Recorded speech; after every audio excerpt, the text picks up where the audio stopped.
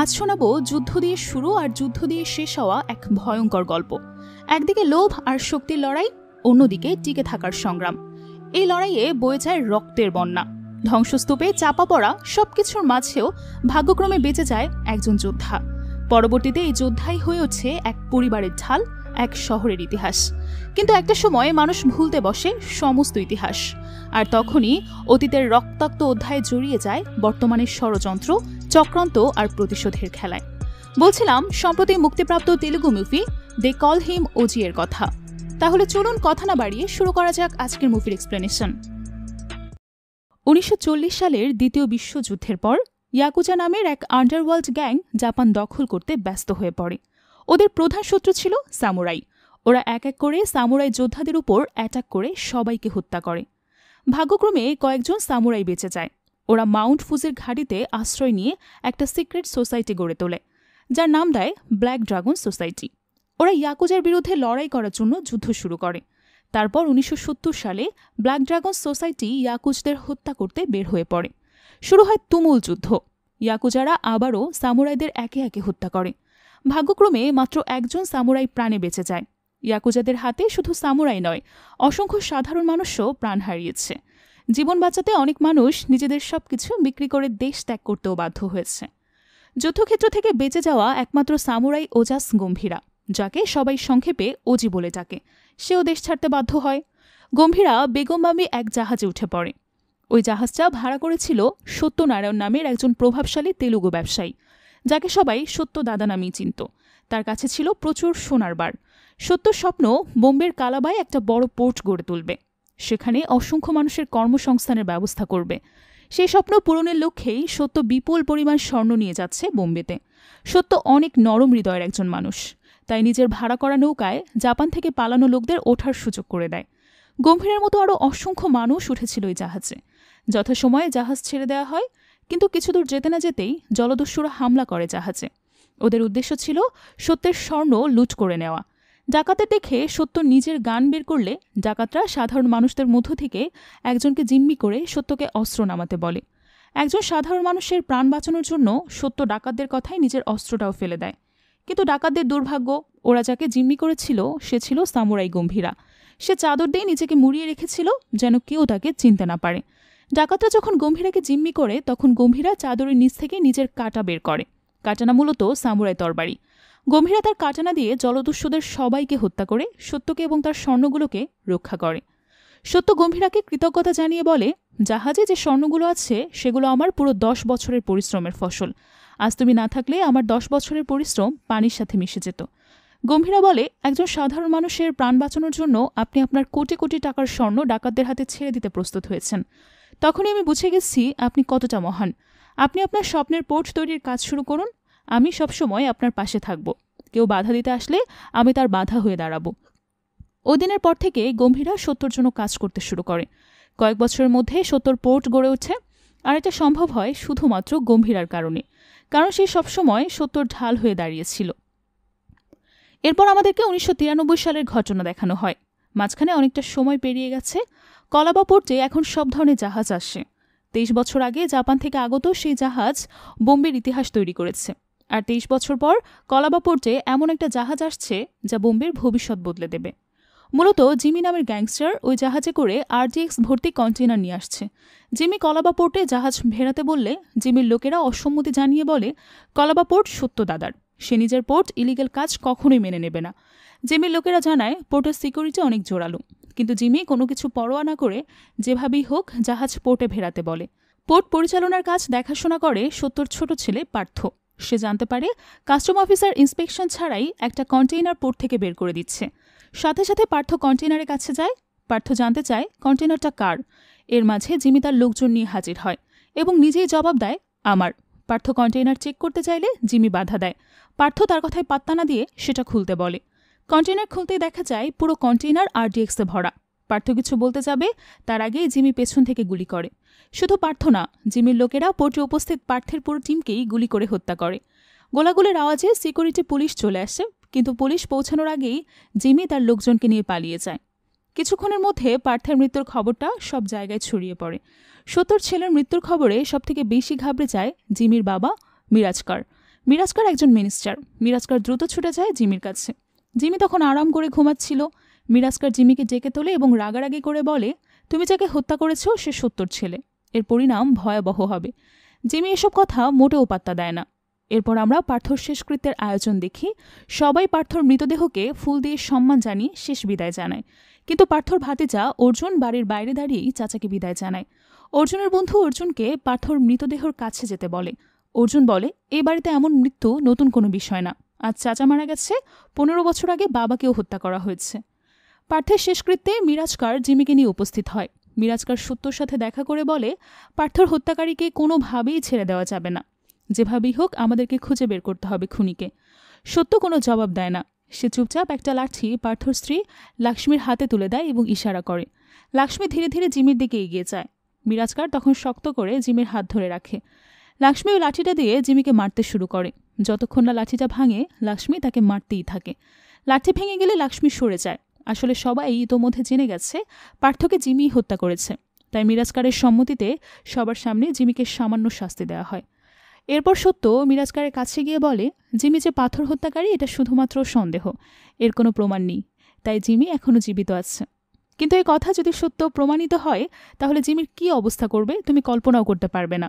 সত্য মূলত গম্ভীরার কথা বলছিল। গম্ভীরা এখন কোথায় আছে কেউ জানে না, কিন্তু গম্ভীরা যদি জানতে পারে সত্যর পরিবারে বিপদ এসেছে, সে কাউকে ছাড়বে না।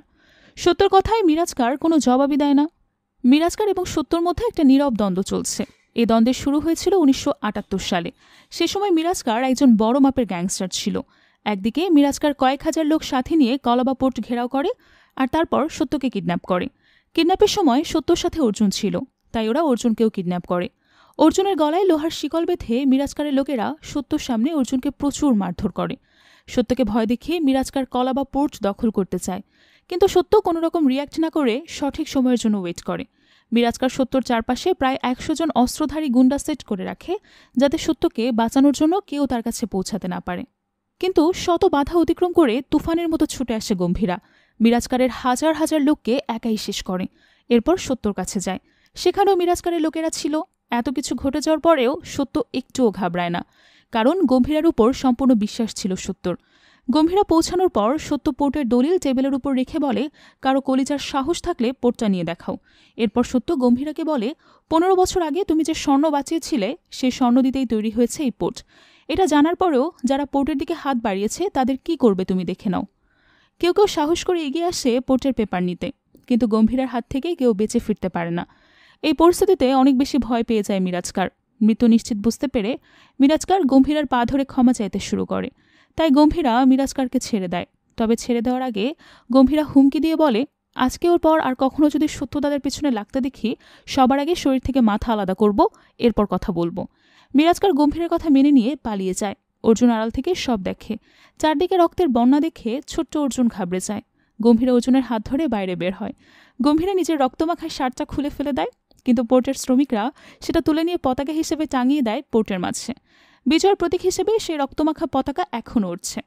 প্রেজেন্ট টাইমে জিমি বাবার উপর অভিমান করে বলে, সবার সামনে কেন আমাকে অপমানিত করলে? মিরাজকার জিমিকে অতীতের সমস্ত ঘটনা জানায় এবং বলে, সেদিন গম্ভীরা আমাকে ক্ষমা করেছিল, কিন্তু তোমাকে ক্ষমা করবে না সে। অন্যদিকে অর্জুনের বন্ধুরা অর্জুনকে জিজ্ঞেস করে, এত কিছু ঘটে গেলেও তোর চাচার শেষকৃত্যে গম্ভীর এলো না কেন? অর্জুন বলে, গম্ভীরা বোম্বে ছেড়েছে 15 বছর আগে, এরপর আর আসেনি, কারণ সত্যদাদার বড় ছেলে অর্থাৎ আমার বাবার হত্যাকারী এই গম্ভীরাই। আমার চাচার মৃত্যু গম্ভীরাকে আবার বোম্বে ফিরে নিয়ে আসবে। আমি প্রতিজ্ঞা করেছি, গম্ভীরার রক্ত দিয়েই নিজের হাত না ধোয়া পর্যন্ত আমি ঘরে ফিরব না। আসলে অর্জুন খুব ছোটবেলায় বাবার মৃত্যু দেখেছে। তার রক্তাক্ত দেহের স্মৃতি আজও ভুলতে পারেনি, তাই প্রতিশোধের নেশায় পাগল হয়ে গেছে সে। এরপর দৃশ্যে আমরা সিএম এবং পুলিশ অফিসারদের একটা স্পেশাল মিটিংয়ের দৃশ্য দেখতে পাই। পুলিশ আইজি মিনিস্টারকে জানায়, ওজি অর্থাৎ গম্ভীরের কারণে পোর্টে গ্যাং ওয়ার পুরোপুরি বন্ধ ছিল, কিন্তু পার্থর মৃত্যুর পর আবারও গ্যাং ওয়ার শুরু হতে যাচ্ছে। আইজি আরও জানায়, আরডিএক্স ভর্তি কন্টেইনারের কারণেই মার্ডার হয়েছে পার্থর। এর মাঝে সিএমের অ্যাসিস্ট্যান্ট সিএকে জানায়, পার্থর হত্যাকারী জিমি এটার সত্যতা পাওয়া গেছে। সিএম পুলিশ অফিসারদেরকে বলে, কন্টেইনার কোথা থেকে এসেছে খুঁজে বের করতে। একজন অফিসার মিটিংয়ের সমস্ত কথা সিক্রেট ডিভাইসের মাধ্যমে জিমির কাছে পৌঁছে দেয়। অন্যদিকে সত্য এবং তার বড় পুত্রবধূ গীতা পোর্টের সেই কন্টেইনারের কাছে যায়। সত্য কন্টেইনারে থাকা আরডিএক্সগুলো দেখে বলে, আমার ছেলের মৃত্যু আমি বিফলে যেতে দেব না, কোনোভাবেই এই কন্টেইনার আমি অন্য কারো হাতে পৌঁছাতে দেব না। সত্য এখন নীরবে অপেক্ষা করছে গম্ভীরার ফিরে আসার জন্য, কিন্তু 15 বছর গম্ভীরা সত্যিই ফিরে আসবে কিনা কেউ জানে না। অন্যদিকে জিমি ওই পুলিশ অফিসারকে কল করে বলে, যেভাবেই হোক পোর্ট থেকে আমার কন্টেনার বের করার ব্যবস্থা করো। অফিসার বলে, দেখছি কি করা যায়। এরপর অফিসার কয়েক ভ্যান পুলিশ ফোর্স নিয়ে হাজির হয় পোর্টে। পোর্টে ইলিগেলভাবে স্মাগলিং চলে এই অজুহাত দেখিয়ে অফিসার পোর্টের কাজটা বন্ধ করে দেয়। ওয়ার্কারদের বের করে নিজের ফোর্সের মাধ্যমে পোর্ট ঘেরাও করে। ওয়ার্কাররা বাধা দিলে অফিসার তাদেরকে মারধর করে। সত্যর বিশ্বস্ত লোক দিননাথ সেখানে উপস্থিত ছিল। সেও বাধা দিলে অফিসার তাকে হ্যান্ডকাফ লাগিয়ে গাড়ির সাথে বেঁধে দেয়। এসব দেখে পোর্টের একজন ওয়ার্কার নিজের মেয়েকে সত্যর বাড়িতে পাঠায়, যাতে সে সত্যকে জানাতে পারে কি কি হচ্ছে পোর্টের ভেতরে। এদিকে অফিসার ওই কন্টেনারটা খুঁজে বের করে যেটাতে জিমির আরডিএক্স ছিল, কিন্তু কন্টেনার খুলে দেখে পুরো কন্টেনার ফাঁকা, সেখানে কোনো আরডিএক্সই নেই। অফিসার পোর্টে কর্মরত এক মেয়েকে জিজ্ঞেস করে আসল কন্টেনারটা কোথায়। মেয়েটা কোনো জবাব না দিলে অফিসার মেয়েটার গায়ে হাত দিয়ে বলে, কন্টেনার কোথায় আছে না বললে আমি নিজেই তোমাকে সার্চ করব। এটা দেখে ওয়ার্কাররা সবাই ক্ষিপ্ত হয়, এমনকি দিননাথ হ্যান্ডকাফ ছিঁড়ে চলে আসে মেয়েটার সম্মান বাঁচাতে। সে অফিসারের দিকে গান পয়েন্ট করে, অফিসারও উল্টো দিননাথের দিকে গান পয়েন্ট করে। ঠিক ওই মুহূর্তে গীতা আসে। গীতা অফিসারের দিকে গান পয়েন্ট করে তার গান ফেলে দিতে বলে। তখন অফিসার বলে, পাগল হয়ে গেছো নাকি? পুলিশকে মারার হুমকি দিচ্ছ? একটা কল করলে সাথে সাথে তোমার পোর্ট বন্ধ হয়ে যাবে। গীতা বলে, ফোন কল তো আমিও করতে পারি। প্রথমে তোকে গুলি করে জেলে যাব, তারপর মিনিস্টারকে কল করে বেইল করিয়ে নেব। জেল থেকে বের হয়ে তোর সাথে যারা যুক্ত তাদের সবাইকে খুঁজে বের করে হত্যা করব। এরপর আবারও ফোন কল করে বেইল করিয়ে নেব। দেখতে চাস? অফিসার আর কথা না বাড়িয়ে ফোর্স নিয়ে সেখান থেকে চলে যায়। এরপর আমরা জিমিকে দেখি। জিমি পোর্টের একজন কর্মচারীকে তুলে নিয়ে গেছে। এদের মধ্যে থেকে একজনকে জিমি প্রচুর মারধর করে এবং জানতে চায় আসল কন্টেইনার কোথায় আছে। কর্মচারী জবাব দেয় না। তখন জিমি জিজ্ঞেস করে, সত্য এখন কোথায় আছে? ওই কর্মচারী সঠিক জবাব তো দেয়ই না, উল্টো জিমির মুখে থুতু দেয়। এতে জিমি রেগে গিয়ে ওই কর্মচারীকে প্রাণে মেরে ফেলে। এটা দেখে বাকি ওয়ার্কাররা অনেক বেশি ভয় পেয়ে যায়। একজন প্রাণের ভয় বলে দেয় সত্য তার ছেলের অস্থি পানিতে ভাসাতে নাকি গেছে। তখন জিম্মি পাঠান নামের এক লোককে কল করে বলে, তোমার এলাকায় আমার একটা শিকার আছে, তাকে ধরার ব্যবস্থা করো, আমরা একসাথে কাটব শিকারকে। পাঠান শিকারের নাম জানতে চাইলে জিমি সত্যর নাম বলে। এরপর জিমি নিজেও নাসিকের উদ্দেশ্যে রওনা হয়। সত্যর ভাই এবং গীতা দুজনেই সত্যকে নিয়ে অনেক টেনশনে পড়ে যায়। সত্যর জীবন এখন হুমকির মুখে। গীতা সত্যর ভাইকে বলে, মিনিস্টার, পলিটিশিয়ান, যত পাওয়ারফুল লোক আছে সবার সাথে যোগাযোগ করতে। কেউ না কেউ তো এই পরিস্থিতি থেকে উদ্ধার করতেই পারবে। সত্যর ভাই বলে, অনেক পাওয়ারফুল লোক আছে, কিন্তু এই পরিস্থিতি থেকে উদ্ধার করতে পারবে শুধু একজনই। গীতা বুঝতে পারে সত্যর ভাই গম্ভীরার কথা বলছে। গীতা জিজ্ঞেস করে, কোথায় আছে সে? সত্যের ভাই জানায়, 7 বছর আগে মধুরাইতে গম্ভীরাকে দেখা গেছে। মধুরাইতে কয়েকজন মেয়েকে পাচারকারীদের হাত থেকে বাঁচানোর জন্য গিয়েছিল সে। গম্ভীরা পাচারকারী চক্রকে এত নির্মমভাবে হত্যা করেছে যে সেখানকার মানুষ, এমনকি পুলিশ অফিসাররাও এখন পর্যন্ত তার নাম শুনলেই কেঁপে ওঠে। পরবর্তীতে সত্যের ভাই গম্ভীরাকে খুঁজতে মধুরাই গিয়েছিল। পুলিশ অফিসারদের জিজ্ঞাসাবাদ করেও কোনো সন্ধান পায়নি। তবে পুলিশদের কাছে সত্যর ভাই কানমণি নামের এক মেয়ের কথা জানতে পেরেছে, যে গম্ভীরার ব্যাপারে অনেক কিছু জানে। কানমণি নামটা গীতার খুব পরিচিত মনে হয়। গীতার মনে পড়ে কানমণি নামে কেউ একজন কয়েকটা চিঠি পাঠিয়েছিল সত্যের কাছে। গীতা চিঠিগুলো খুঁজে বের করে পড়তে শুরু করে। চিঠিতে কানমণি লিখেছে, আমি একজন ডক্টর, সব রোগীরাই আমার পরিবারের মতো, কিন্তু আপনি আমার পরিবারের সদস্য হয়েছেন অন্যভাবে। কানমণি একটা বিয়ের ছবি পাঠায়, যেটা কানমণি এবং গম্ভীরার ছবি। আসলে কানমণি হচ্ছে গম্ভীরার স্ত্রী, সে পেশায় একজন ডক্টর। কানমণি বেশিরভাগ সময় হসপিটাল নিয়ে ব্যস্ত, আর গম্ভীরা বাচ্চাদের কারাটে শেখাতো। একদিন এক লোক গম্ভীরার কাছে একটা ইলিগাল প্রপোজাল নিয়ে আসে। গম্ভীরার খুব কাছের একজন মানুষ ছিল, সেই ব্যক্তিকে বলেছিল এই সমস্ত কাজ গম্ভীরা কখনোই করবে না। তখন ওই ব্যক্তি গম্ভীরার সেই কাছের মানুষকে আঘাত করে। এতে গম্ভীরা রেগে ওই ব্যক্তিকে প্রচুর মারধর করে। গম্ভীরা এভাবে গণ্ডগোল করার কারণে কানমণি গম্ভীরাকে নিয়ে মধুরাই ছেড়ে অন্য কোথাও যায়। ওরা একটা পাহাড়ি এলাকায় গিয়ে নতুন করে জীবন শুরু করে। এর মাঝে ওদের জীবনে আরও একজনের আগমন ঘটে। কানমণি এবং গম্ভীরার ঘরে জন্ম হয় কন্যা সন্তানের। খুব সুখেই কাটতে থাকে ওদের জীবন। এসবের মাঝে গম্ভীরা একদিন জানতে পারে কানমণি লুকিয়ে লুকিয়ে সত্যের সাথে যোগাযোগ করে। গম্ভীরা কানমণিকে বলে, তুমি অযথাই সত্য দাদার সাথে যোগাযোগ করছো, তোমার চিঠি দেখে সে কখনো আমাদের কাছে আসবে না। গম্ভীরা কানমণিকে এভাবে চিঠি লিখতে নিষেধ করে দেয়। কানমণি বলে, আমি ভেবেছিলাম সত্য দাদার সাথে তোমাকে আবার মিলিয়ে দেব, তুমি যেতে চাইছো না, আমি আর চিঠি লিখব না, আমরা দুজনেই দুজনের জন্য যথেষ্ট। এরপর কানমণি শেষবারের জন্য সত্যের কাছে একটা চিঠি লেখে। সে চিঠিতে কানমণি বলে, এটা আমার শেষ চিঠি, আমি আপনাকে আর বিরক্ত করব না, শুধু একটা কথা মনে রাখবেন, আপনার জীবনে যদি কখনো কোনো প্রয়োজন হয়, আপনার গম্ভীরা সবসময় আপনার জন্য রেডি। কানমণি এতগুলো চিঠি পাঠানোর পরেও সত্যর একটা চিঠিরও জবাব দেয়নি। অন্যদিকে প্রেজেন্ট টাইমে সত্যর ভাই আইজি এর সাথে কথা বলে জানতে পারে পোর্টে যে আরডিএক্সগুলো এসেছিল সেগুলো অমির ছিল। আইজি সত্যর ভাইকে সাবধান করে বলে আরডিএক্স ফেরত না পেলে আমি প্রতিশোধ নিতে আসব। এর পরের দৃশ্যে আমরা অমিকে দেখি। অমি হচ্ছে জিমির বড় ভাই। অমি কাজ করে ডেভিড নামের এক ইন্টারন্যাশনাল মাফিয়ার জন্য। সে ইন্ডিয়ার বাইরে থেকে স্মাগলিং সহ বিভিন্ন ইলিগেল কাজ করে নিজের একটা আলাদা সাম্রাজ্য তৈরি করেছে। ক্রাইমের দুনিয়ায় অমি একজন মুকুটবিহীন বাদশা। মানুষের জীবনের কোনো মূল্য নেই তার কাছে। নিজের আরডিএক্স টেস্ট করার জন্য সে যেখানে সেখানে বিস্ফোরিত করে নিরীহ মানুষ মারতেও দ্বিধাবোধ করে না। আমি কালবা পোর্টে আটকে যাওয়া আরডিএক্স উদ্ধার করতে ইন্ডিয়ার উদ্দেশ্যে রওনা হয়েছে সে। এরপরের দৃশ্যে আমরা সত্যকে দেখি। সত্য নাসিকের একটা ছোট্ট হসপিটাল থেকে এসেছে। এই হসপিটালে কাজ করে কানমণি। সত্য আজ কানমণির সাথেই দেখা করতে আসে। হসপিটালের বাইরে কানমণি এবং গম্ভীরার মেয়ে তারাকে দেখে চিনতে পারে সত্য। সে তারার সাথে খেলতে শুরু করে। তখনই তারাকে খুঁজতে বাইরে আসে কানমণি। সত্যকে দেখে কানমণির অনেক খুশি লাগে। কানমণি জিজ্ঞেস করে, আপনি আমার চিঠিগুলো পেয়েছিলেন? সত্য বলে, আমার সমস্যাগুলো যেন গম্ভীরার জীবনের বোঝা হয়ে না দাঁড়ায়, তাই এতদিন ইচ্ছে করেই আমি তোমাদের সাথে যোগাযোগ করিনি। কিন্তু এখন পুরো বোম্বে বিপদে। গম্ভীরাই পারবে বোম্বেকে বাঁচাতে। কানমণি গম্ভীরাকে কল করে জানিয়ে দেয় সত্য এসেছে আর তার সাথে দেখা করতে। গম্ভীরা তখন কাজের জন্য বাইরে ছিল। গম্ভীরা হাসপাতালে পৌঁছানোর আগেই জিমি তার লোকজন নিয়ে কানমণির হাসপাতালে পৌঁছায়। জিমি কোনোভাবে জানতে পেরেছে সত্যই হাসপাতালে আছে। জিমির লোকেরা হাসপাতালে এলোপাথারি গুলি করতে শুরু করে। জিমির লোকেরা সত্যকে মারতে এসেছে জানতে পেরে সত্য কানমণি আর তারাকে লুকিয়ে পড়তে বলে। কারণ জিমি যদি জানতে পারে ওরা গম্ভীরার পরিবার, জিমি ওদেরকেও মেরে ফেলবে। সত্য কোনো রকম জিমির সাথে লড়াই করে হাসপাতাল থেকে বের হয়ে যায়। কিন্তু সত্যকে বিপদের মুখে দেখে কানমণি লুকিয়ে না থেকে বাইরে বের হয়। সত্যকে মারতে না পেরে ক্ষুব্ধ জিমি কানমণিকে দেখা মাত্র তাকে গুলি করে। এরপর জিমি পুরো হসপিটাল জ্বালিয়ে দেয়। অন্যদিকে অমি বোম্বে পৌঁছায়। বোম্বে পৌঁছে সে সবার আগে কলাবা পোর্টে চলে যায়। পারমিশন ছাড়া পোর্টে ঢোকায় গীতার লোকেরা তাকে বাধা দেয়। অমির লোকেরা গীতার লোকদের মারতে শুরু করে। তখন গীতা নিজেই রাইফেল নিয়ে বের হয়। কিন্তু অমির লোকেরা গীতা এবং সত্যর ভাই দুজনকেই বন্দি করে ফেলে। অমি গীতার কাছে জানতে চায় কন্টেইনার কোথায়। গীতা বলতে রাজি না হলে অমি গীতাকে ভয় দেখানোর জন্য একটা ছোট্ট মেয়েকে গুলি করে। এরপর পোর্টে আগুন লাগিয়ে দেয়। গীতা তবুও মুখ খোলে না। তখন অমির লোকেরা পোর্টের ওয়ার্কারদের গায়ে কেরোসিন ঢেলে দেয়। ওরা ওয়ার্কারদের গায়ে আগুন দিতে যাবে তখনই অমির বাবা মিরাজকার চলে আসছে। মিরাজকার অমিকে থামায়। এরপর গীতাকে বলে, ওয়ার্কারদের জীবন বাঁচাতে চাইলে বলে দাও কন্টেনারটা কোথায় আছে। গীতা বলে, বলছি কোথায় আছে, কিন্তু তার আগে একটা গল্প শোনাবো তোমাদেরকে। গীতা ওদেরকে এক রাজা আর তার বিশ্বস্ত এক বন্ধুর গল্প শোনায়। রক্তের সম্পর্ক না থাকার পরেও কিভাবেই সবসময় রাজার রক্ষক হয়েছিল সে। কিন্তু ভাগ্যের পরিহাসে রাজার সেই বন্ধু রাজাকে ছেড়ে দূরে চলে যায়। আর যখন আবার রাজার উপর বিপদ নেমে এসেছে, রাজার সেই রক্ষক ফিরে আসবে। মিরাজকার ভয় পেয়ে বলে, কার কথা বলছো? গম্ভীরের কথা বলছো না তো? গীতা উচ্চস্বরে হাসতে শুরু করে। অন্যদিকে সত্য জিমির হাত থেকে বাঁচার জন্য ফসলের ক্ষেতের ভেতর লুকায়। ফসলের ক্ষেত অনেক বিশাল ছিল, তাই জিমির লোকেরা পুরো ক্ষেতে আগুন জ্বালিয়ে দেয়। সত্য জ্বলন্ত ক্ষেতের ভেতরেই লুকিয়ে থাকে।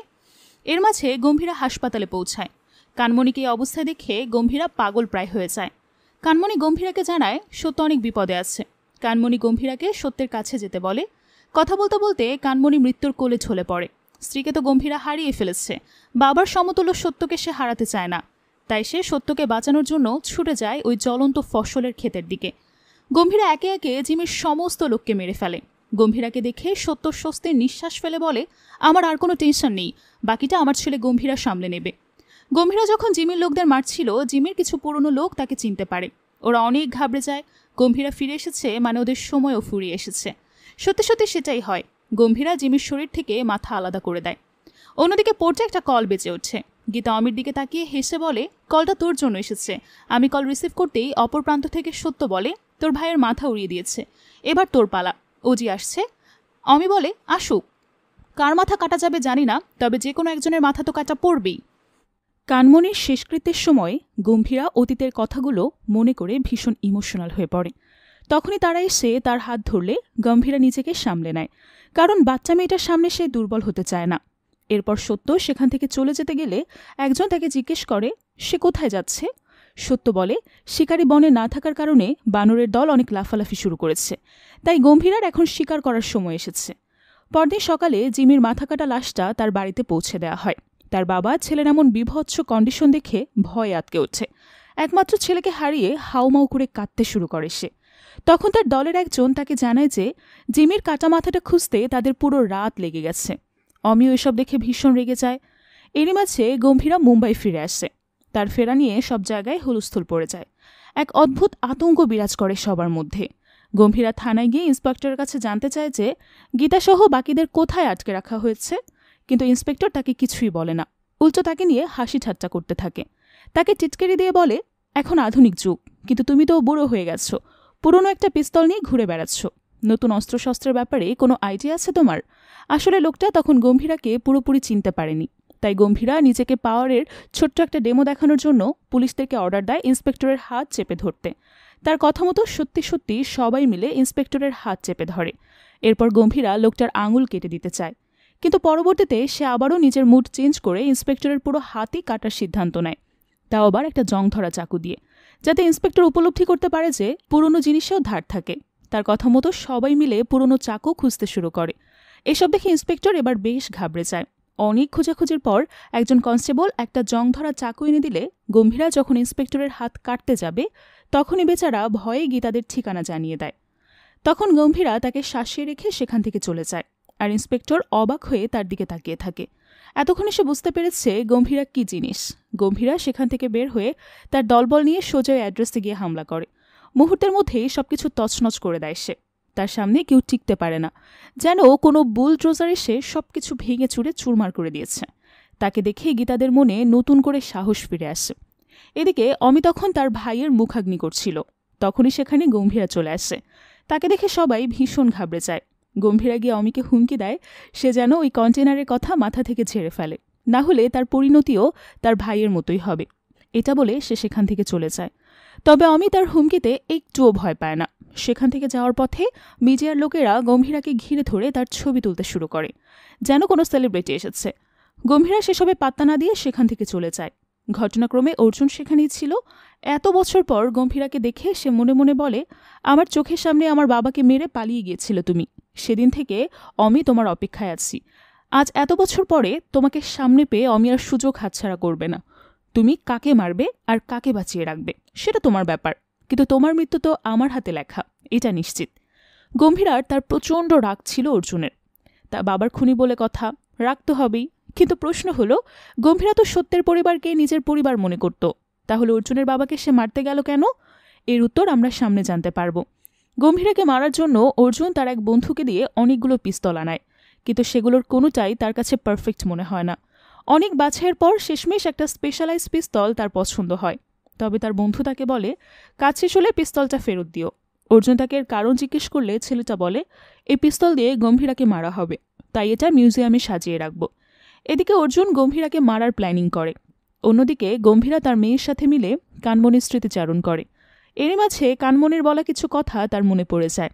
সে একদিন গম্ভীরাকে বলেছিল, যদি কখনো আমার কিছু হয়ে যায় তাহলে তুমি তারাকে নিয়ে সত্য দাদার কাছে চলে যাও। তার মানে গম্ভীরা শুধু যে সত্যের কথাই ফিরে এসেছে ব্যাপারটা এমন না, সে এসেছে তার মৃত স্ত্রীর ইচ্ছা পূরণ করতে। এমন সময় একজন এসে গম্ভীরাকে জানায় যে সিএম সাহেব তার সত্যের সঙ্গে দেখা করতে এসেছে।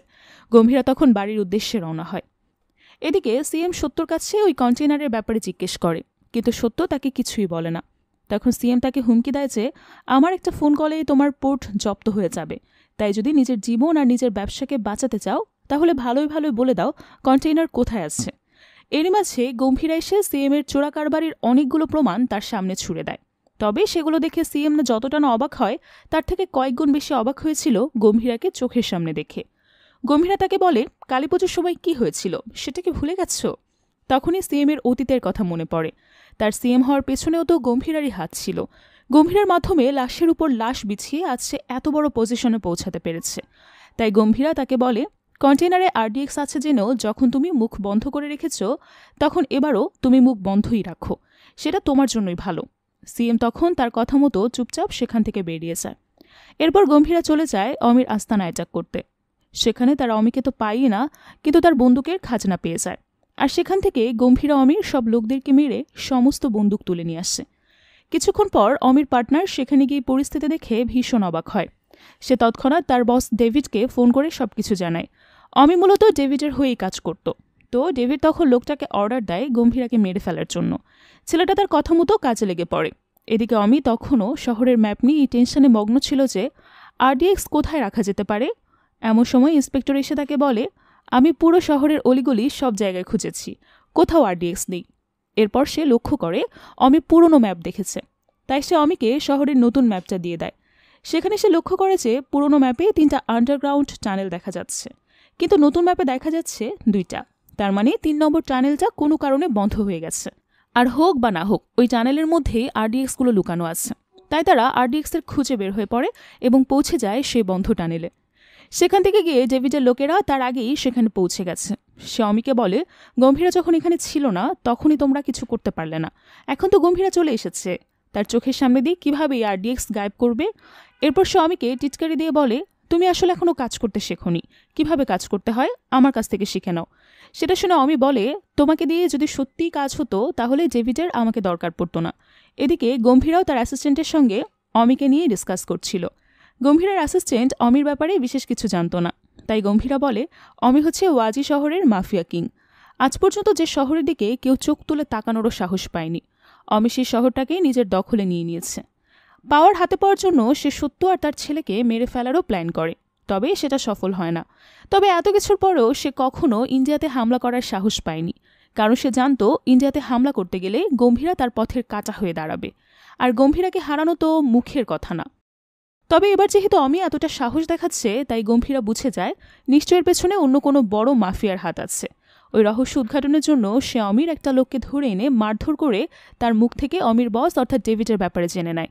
গম্ভীরা ডেভিডকেও খুব ভালো করে চিনত, তাই সে বলে, ডেভিড যেহেতু এসবের পেছনে কলকাঠি নাড়ছে, তার মানে এবারের অ্যাটাক খুব ভয়ঙ্কর হবে, এবং সে অ্যাটাক হবে কালকেই। কথাটা শুনে তার অ্যাসিস্ট্যান্ট অবাক হয়ে জিজ্ঞেস করে, কালকেই কেন? গম্ভীরা জানায়, কালকেই ডেভিডের জন্মদিন, তো জন্মদিনে এর থেকে ভালো উপহার ডেভিডের জন্য আর কি হতে পারে। অবশ্য তার এই ধারণা সঠিকও ছিল। ডেভিড অমিকে ফোন করে কাজের আপডেট জানাতে চাইলে অমি জানায় সে আরডিএক্স হাতে পেয়ে গেছে। যদিও ডেভিড এই বিষয়টা আগে থেকেই জানত, কিন্তু সেটা ভেবে আপসেট ছিল যে অমি সময় মতো আরডিএক্সগুলো খুঁজে বের করতে পারেনি, তার দেরি হওয়ার কারণে এখন তাদের প্ল্যান ভেস্তে যাবে। কিন্তু অমি তাকে আশ্বস্ত করে যে তার প্ল্যান অবশ্যই সাকসেসফুল হবে, এবং ইন্ডিয়াতে শুধু একটা জায়গা না, একই সাথে 9 জায়গায় ব্লাস্ট হবে। সেটা শুনে ডেভিড খুশি হয়ে যায়। এরপর যে যার কাজে লেগে পড়ে। যাওয়ার পথে ডেভিডের অ্যাসিস্ট্যান্ট অমিকে বলে, গম্ভীরার ব্যাপারে যেটা শুনেছি তা যদি সত্যি হয়ে থাকে তাহলে আমরা কখনোই আমাদের প্ল্যান সাকসেসফুল হতে পারবে না। তখন অমি বলে, সবাই জানে যে ও কেন ফিরে এসেছে, তবে ও কেন পালিয়েছিল সেটা শুধুমাত্র আমি জানি, আর সেটাকে অমি নিজের পুঁজি বানাবে। অন্যদিকে অর্জুন হঠাৎই তার মায়ের সঙ্গে দেখা করতে চায়। তাকে দেখে গীতা ভীষণ অবাক হয়, সে সাথে খুশিও হয়। অর্জুন তাকে নিয়ে বাড়ির উদ্দেশ্যে যায়। যাওয়ার পথে সে তার মাকে বলে, গম্ভীরা যেটা করেছে তার শাস্তি তাকে পেতেই হতো, তাই তোমার সাথে দেখা করার আগে আমি ওর কাছে গিয়েছিলাম। এটা শুনে অর্জুনের মা ভীষণ ঘাবড়ে যায়। সে জিজ্ঞেস করে, তুমি কি করেছ?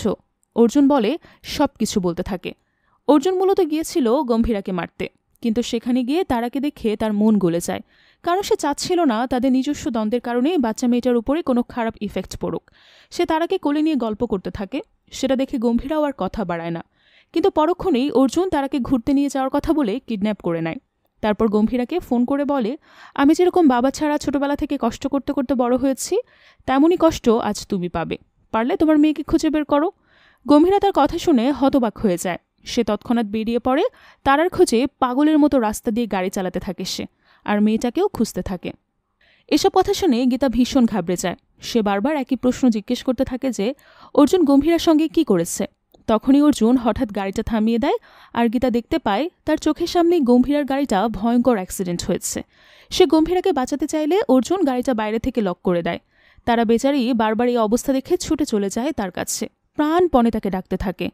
তখন অর্জুন গিয়ে গম্ভীরাকে বলে, তোমার চোখের সামনে যেভাবে তুমি তোমার বাবাকে মেরেছিলে, এখন নিজের মেয়ের সামনে তুমি ঠিক সেভাবেই মরবে। আমি ছোটবেলা থেকেই এই দিনটার জন্য অপেক্ষা করছি। এই বলে সে তার কোলে থেকে নিয়ে সেখান থেকে চলে যায়। তখন হঠাৎই তার ভাড়া করা লোকেরা তার মাথায় বন্দুক ঠেকিয়ে তাকে কিডন্যাপ করে নেয়, কারণ তারা অর্জুনের জন্য না, অমির জন্য কাজ করছিল। অর্জুন তাদেরকে আটকানোর অনেক চেষ্টা করে, কিন্তু কোনো লাভ হয় না। লোকগুলো তাকে মেরে ধরে তারাকে নিয়ে সেখান থেকে চলে যায়। এরই মাঝে একজন পেছন থেকে অর্জুনের গলার পেঁচিয়ে ধরলে গম্ভীর ওই মুমূর্ষ অবস্থায় লোকটাকে গুলি করে অর্জুনকে বাঁচিয়ে নেয়। সেটা দেখে অর্জুন একটু অবাক হয়ে যায়। এরপর সে কিডন্যাপারদের গাড়ির পেছন পেছন ছুটতে শুরু করে তাকে বাঁচানোর জন্য, কিন্তু দুর্ভাগ্যবশত সেটাও সম্ভব। এর মাঝে গীতা গাড়ির লক খুলে বাইরে বেরিয়ে এসে অর্জুনকে উদ্ধার করে নিয়ে যায় বাড়িতে। সেখানেই তার চিকিৎসা শুরু হয়। এমন কঠিন অবস্থাতেও তার মাথায় শুধুমাত্র তারার কথাই ভাবছে। সেটা দেখে গীতা ভীষণ কষ্ট পায়। এদিকে গম্ভীরা মারা গেছে ভেবে অমি গম্ভীরা লোকদের উপর অ্যাটাক করতে শুরু করে।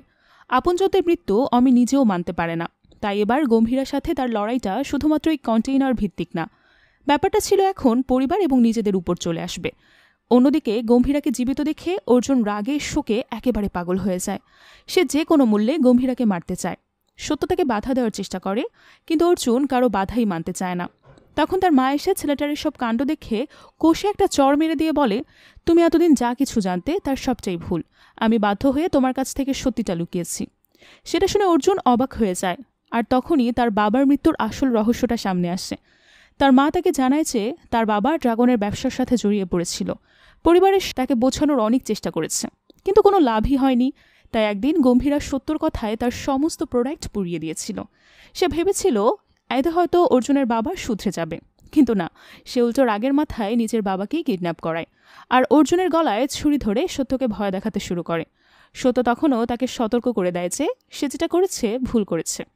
একবার যদি গম্ভীরা চলে আসে তাহলে তার পরিণতি খুব ভয়ঙ্কর হবে। কিন্তু অর্জুনের বাবা তার কথা একদমই পাত্তা দেয় না। এর মাঝে গম্ভীরা সত্যি সত্যি সেখানে চলে আসে, আর তখনই শুরু হয় একটা ভয়ঙ্কর মৃত্যুতাণ্ডব। সে সবাইকে কুপকাত করে দিয়ে অর্জুন আর সত্যকে বাঁচিয়ে বাড়িতে ফিরিয়ে আনে, কিন্তু অর্জুনের বাবার রাগ তাতে একদমই কমে না। তার এমন কাজকর্ম দেখে সত্য তাকে পোর্টের বিজনেস থেকে বের করে দেওয়ার সিদ্ধান্ত নেয়। এতে করে তার রাগ আরও কয়েক গুণ বেশি বেড়ে যায়। সে এবার সত্য আর গম্ভীরাকে প্রাণে মেরে ফেলার ডিসিশন নেয়। সে তখন পিস্তল নিয়ে বেরোচ্ছিল, আর তখন গীতা সেটা দেখতে পেয়ে তাকে আটকানোর চেষ্টা করে, কিন্তু তার স্বামী কোনো মতেই বাধা মানে না। অনেক কষ্টে গীতা তার হাত থেকে পিস্তলটা কেড়ে নিয়ে তাকে রুমের ভেতর আটকে রেখে গম্ভীরাকে কল করে। এর মাঝে অর্জুন সেখানে আসলে তার বাবা তাকে ভুলিয়ে ভালিয়ে দরজার চাবিটা বের করার চেষ্টা করে। তবে চাবি খুঁজতে গিয়ে অর্জুন পিস্তলটা খুঁজে পায়। অর্জুনের বাবা তার কাছে পিস্তল চাইলে অর্জুন চেয়ারের উপর উঠে সেটা তার বাবার হাতে দেওয়ার চেষ্টা করে। সে যেহেতু অনেক ছোট, তাই তার হাত কোনোভাবেই পৌঁছাচ্ছে না। এরপরে এসবের মাঝে হঠাৎ বেচারার পা পিছলে যায় এবং তার হাতে ট্রিগারের চাপ লাগার কারণে গুলি বেরিয়ে তার বাবা মারা যায়। কিন্তু অর্জুন এসবের কিছুই জানতে পারে না, কারণ সে চেয়ার থেকে পড়ে যাওয়ার সাথে সাথেই সেন্সলেস হয়ে যায়। তার বাবা মারা যাওয়াতে পুরো বাড়িতে হুলস্থুল হয়। সবাই ভাবে গম্ভীরাই অর্জুনের বাবাকে মেরেছে। তখন গম্ভীরাও চুপচাপ এই দোষটা মাথায় পেতে নিয়ে বাড়ি থেকে বের হয়। আর যাওয়ার সময় গীতাকে কসম দিয়ে যায় যে সে যেন এই সত্যিটা কখনোই অর্জুনকে না জানতে দেয়। তাই অর্জুনও সেটাই মনে প্রাণে বিশ্বাস করতে শুরু করে আর গম্ভীরাকে মারার প্ল্যানিং করতে থাকে। মায়ের মুখে সব কথা শুনে অর্জুনের মাথায় যেন আকাশ ভেঙে পড়ে। সে হতাশ হয়ে চেয়ারে বসে বলতে থাকে যে আমি এত বড় একটা ভুল কিভাবে করলাম, আমার তো গম্ভীরাকে নয় নিজেকে মারা উচিত ছিল।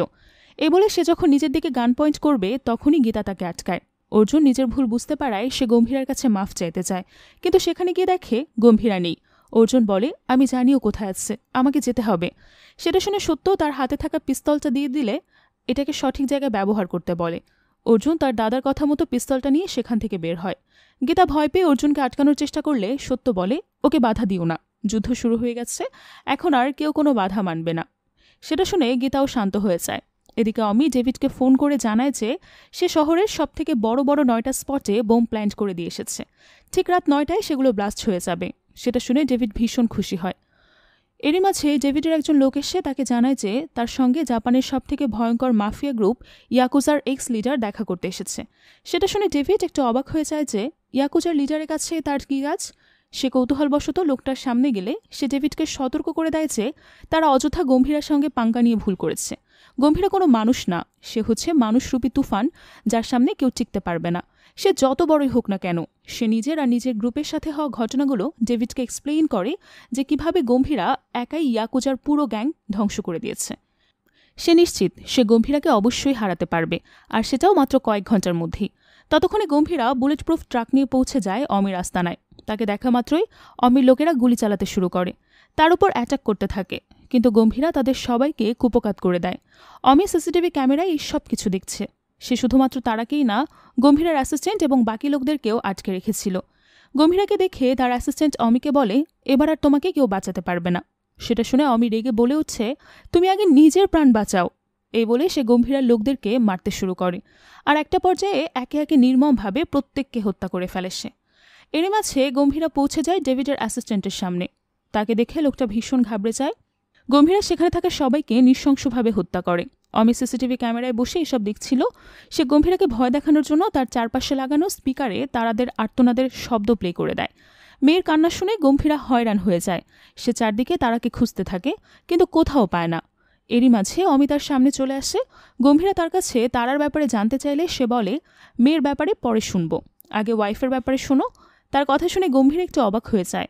অমি তাকে জানায় সেদিন হসপিটালে শুধুমাত্র জিমিই ছিল না, সেও ছিল, আর সে নিজেই কানমণিকে খুন করেছে। এটা শুনে গম্ভীরা নিজের রাগ ধরে রাখতে পারে না। সে তৎক্ষণাৎ অমির উপর অ্যাটাক করে দেয়, আর তখনই শুরু হয় দুজনের মধ্যে তুমুল যুদ্ধ। ওদিকে জিমির বাবা সত্যকে একটা উঁচু বিল্ডিংয়ের ছাদে ডেকে পাঠায়। সেখান থেকেই সে পুরো শহরের বোম ব্লাস্টের দৃশ্য উপভোগ করতে চায়। সেটা শুনে সত্য একেবারে অবাক হয়ে যায়। অন্যদিকে অমি গম্ভীরার হাত থেকে বাঁচার জন্য তার লোকদেরকে বলে তারাকে মেরে ফেলতে। গম্ভীরা সেটা শুনে ভীষণ ঘাবড়ে যায়, কিন্তু অমি সেসবে পাত্তা দেয় না। তার আদেশে তার লোকেরা সত্যিই তারাকে মেরে ফেলে। গুলির আওয়াজ বেরোনো মাত্রই তারার কণ্ঠ শান্ত হয়ে যায়। সেটা দেখে গম্ভীরা ভীষণ ভেঙে পড়ে। এরপর অমি বলে আর মাত্র কয়েক সেকেন্ড বাকি, তারপরেই পুরো শহরে মৃত্যুযজ্ঞ শুরু হয়। এই বলে সে কাউন্টডাউন শুরু করে। কিন্তু অদ্ভুত ব্যাপার হলো, সময় শেষ হওয়ার পরেও সবকিছু একেবারে শান্ত ছিল, কোথাও কোনো রকম ব্লাস্ট হয় না। সেটা দেখে অমি এবং জিমির বাবা দুজনের ভীষণ অবাক হয়। আর ঠিক সেই মুহূর্তে ওয়াকিটকিতে তার কণ্ঠ ভেসে আসে, আর সেই সাথে ভেসে আসে অর্জুনের গলা। সে গম্ভীরাকে বলে, তুমি টেনশন করো না, তারা একদম ঠিক আছে। অর্থাৎ অর্জুন সঠিক সময় গিয়ে তারাকে বাঁচিয়ে নিয়েছিল। তবে সারপ্রাইজ এখানেই শেষ না। হঠাৎ করে গম্ভীরার তার জাপানি গুরুর কথা মনে পড়ে, আর সে জাপানিজ ভাষায় অমিকে ভয় দেখাতে শুরু করে। কিন্তু অমি তার কথা কিছুই বুঝতে পারে না। ঠিক সেই মুহূর্তে ওই রুমের দরজা জানালা ভেঙে অঝোর ধরায় অভির লোকেরা কাটা মাথা বের করতে শুরু করে। আসলে গম্ভীরা আগে থেকেই সম্পূর্ণ প্রস্তুতি নিয়ে এসেছিল। সে তার লোকদেরকে অমির লোকদের পেছনে লিলিয়ে দিয়েছিল, আর এখন সেটারই রেজাল্ট। এসব দেখে অমি অনেক বেশি ঘাবড়ে যায়।